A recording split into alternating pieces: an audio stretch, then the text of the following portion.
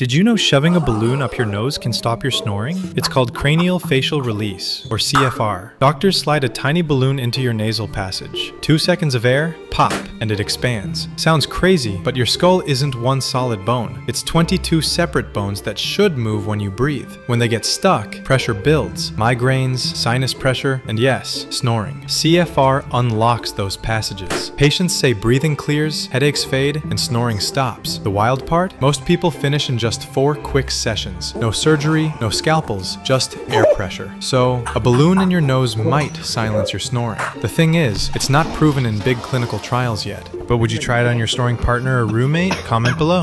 Oh my God.